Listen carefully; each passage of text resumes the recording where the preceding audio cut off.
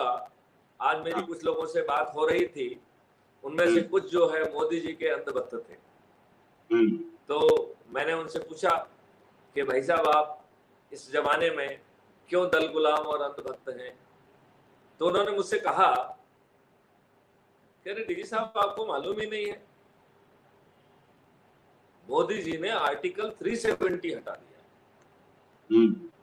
तो मैंने कहा कि भाई, आर्टिकल 370 भाजपा की लॉन्ग स्टैंडिंग जो है एजेंडा पॉइंट था कि वो उसे हटाएंगे। ये तो कांग्रेस की शुद्ध दुष्टता है कि जिस क्लॉज के टाइटल में लिखा हो इट इज टेम्पररी क्लॉज, जिसमें क्लॉज में ही ये डिस्क्रिप्शन दिया हो उसे कैसे हटाया जा सकेगा, और वो भी बड़ी आसानी से सिर्फ प्रेसिडेंट के नोटिफिकेशन के द्वारा। और प्रेसिडेंट को एक थोड़ा सा ऑब्लिगेशन किया था कि आप कंस्टिट्यूएंट असेंबली को कंसल्ट कर लीजिए।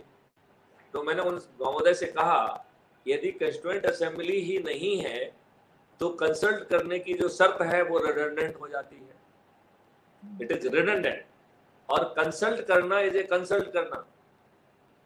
President was not obliged to go by the opinion of the constituent assembly, तो वैसे भी वो प्रेसिडेंट पे बाइंडिंग नहीं थी। अब अपन मान जब कंस्टिट्यूएंट असेंबली ही नहीं है तो this condition of consulting becomes redundant. और मेरा मानना था कि ये कभी भी just by mayor A notification remove किया जा सकता है, तो इसे हटाना कोई बहुत बड़ा काम नहीं है।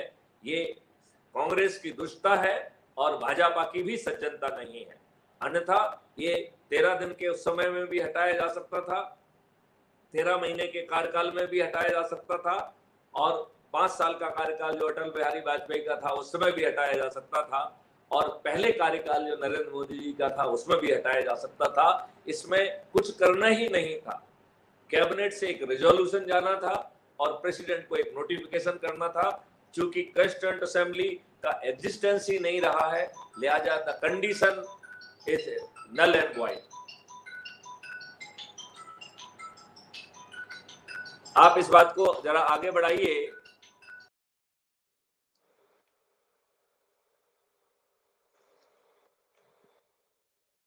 जैसा कि आपने बताया वही बातें मैं और लोगों को बताने की कोशिश कर रहा हूं।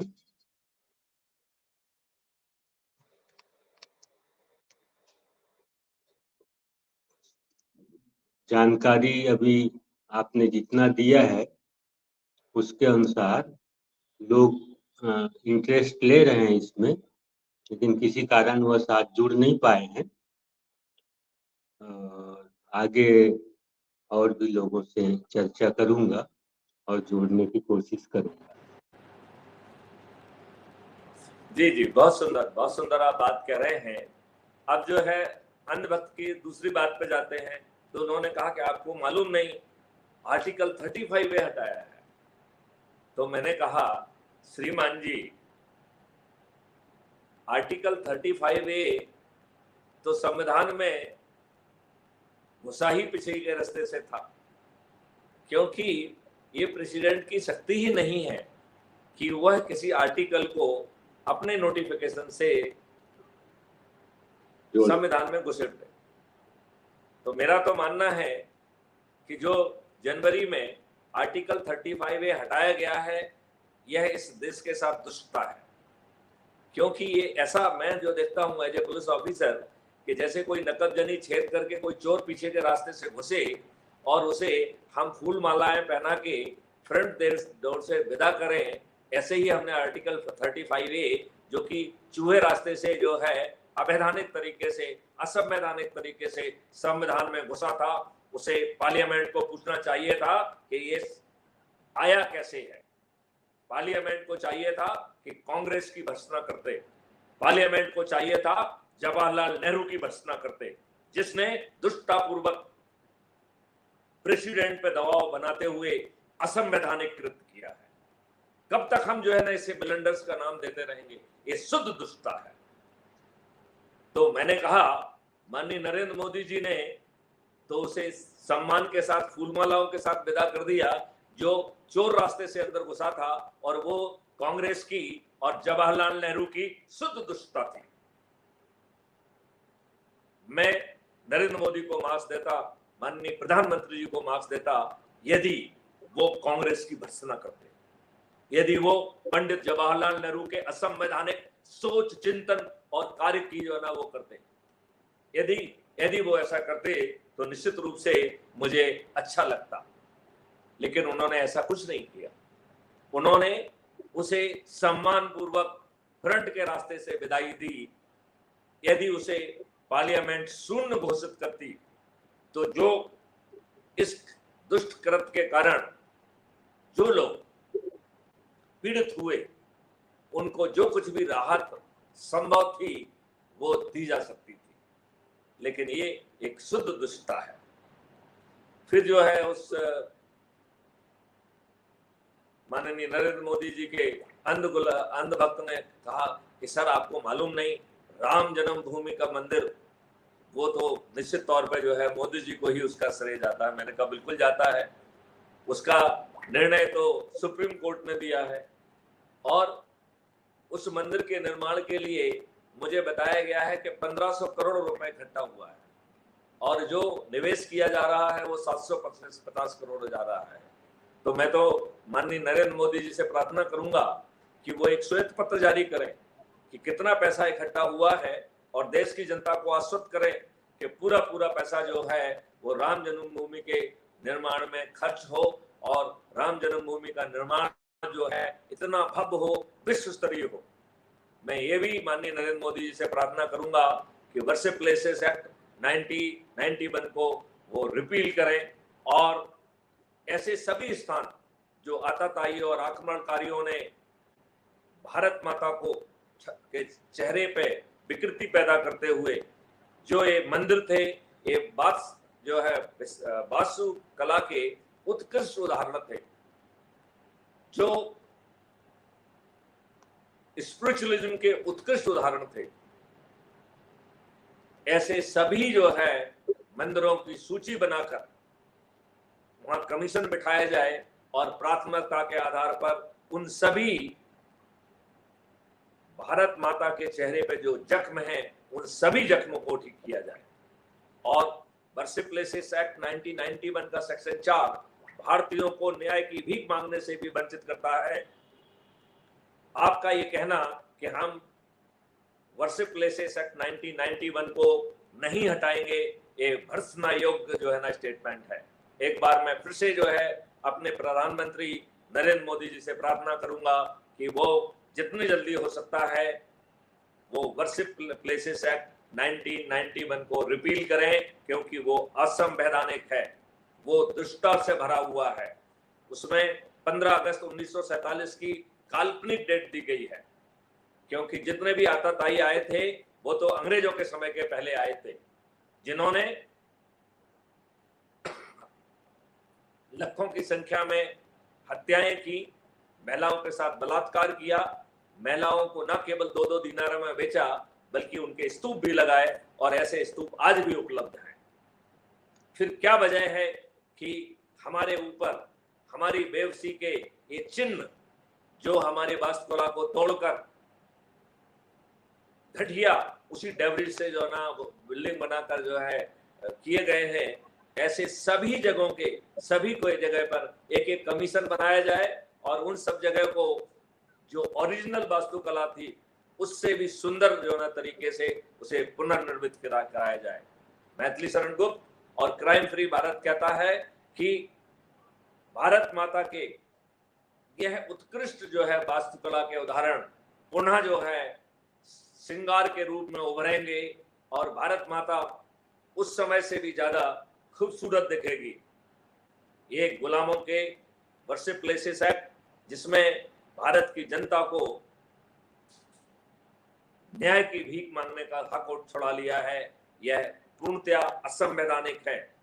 मेरे मत में ऐसा कोई कानून बनाया ही नहीं जा सकता है।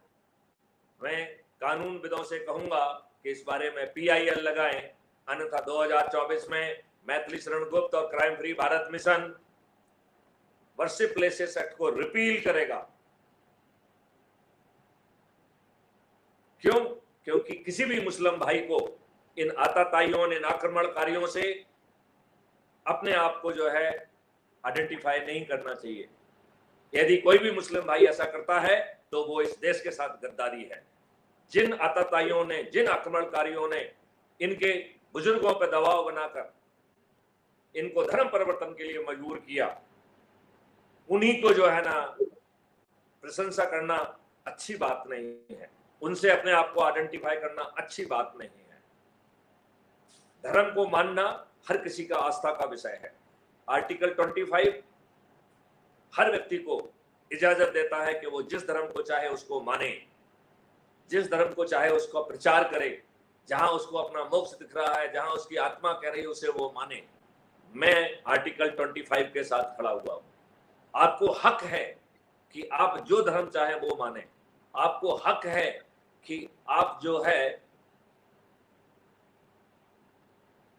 उसका प्रचार करें, लेकिन आपको ये हक नहीं है कि आप कहें कि मेरा धर्म मानो, नहीं मानोगे तो तुम काफिर हो, मैं तुम्हारा सर धड़ से जुदा कर दूंगा और मुझे जन्नत भी मिलेगी और 72 हुरें मिलेंगी। यह दुष्टता है इस देश की कि उन्होंने एक सशक्त कानून नहीं बनाया है। मिस्टर साव, मैं आपको बताना चाहूंगा कि मैथिली शरण गुप्त और क्राइम फ्री भारत एक 4 सेक्शन का एक सशक्त एक्ट लाएगा जिसका नाम होगा प्रोटेक्शन टू आर्टिकल 25। लिहाजा जो भी आर्टिकल 25 के विरुद्ध कृत्य करेगा वह एक जघन्य अपराध होगा। इसका सेक्शन 1 कहेगा कि वह एक जघन्य अपराध होगा। इसका सेक्शन 2 कह रहा है कि यह गैर जमानतदार होगा, अजमानती होगा। केवल एक ही परिस्थिति में जमानत हो सकेगी जब रिपोर्ट झूठी हो। इसका सेक्शन 3 कह रहा है क्राइम फ्री भारत के डिस्ट्रीब्यूटेड वीडियो ट्रायल सिस्टम के माध्यम से 3 दिन से 30 दिन के अंदर, अधिकतम 30 दिन में न्याय मिलेगा और जो लोग इसका उल्लंघन करेंगे उन्हें मिनिमम 15 साल की सजा होगी, मिनिमम 15 साल की। सेक्शन 4 कह रहा है कि ऐसे सिद्ध अपराधियों की पूरी संपत्ति जब्त कर ली जाएगी, एक पैसा भी नहीं छोड़ा जाएगा। और यदि उस दुष्ट अपराधी के पीछे कोई संस्था खड़ी है तो वो अपने आप में इल्लीगल घोषित हो जाएगी और उस संस्था की भी पूरी संपत्ति जब्त कर ली जाएगी। मिस्टर साव, मुझे बताइए, भारत में किसी की भी औकात रहेगी कि यहाँ पे स्लीपिंग सेल चलाए? किसी की औकात होगी कि जो धमकियां दे, कहे कि जो है ना योगी जो है जब यहाँ चले जाएंगे और मोदी जो है हिमालय चले जाएंगे तब तुम्हें कौन बचाएगा? ऐसा कमेंट करना क्या जो है आर्टिकल 25 का उल्लंघन नहीं है? ये दुष्टता इस देश के साथ हो रही है क्योंकि दुष्ट राजनेताओं ने लचर रवैया अपनाया है। सभी भारतवासी चाहे वो किसी भी धर्म के हों, उनको समानता का जो है अधिकार मिलना चाहिए।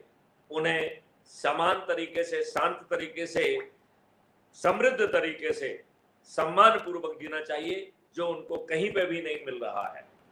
मुस्लिम कंट्रीज में तो और भी बुरा हाल है। लिहाजा ये जो ढुलढुल राग है ये बिल्कुल घटिया राग है और मैं माननीय प्रधानमंत्री से प्रार्थना करूंगा कि इस 4 सेक्शन का एक्ट बनाने में आपको 10 मिनट लगेंगे। आपको राज्यसभा में और लोकसभा में मेजॉरिटी है, आप इसको जरूर पूरा करिए, अन्यथा यह काम क्राइम फ्री भारत मिशन करेगा।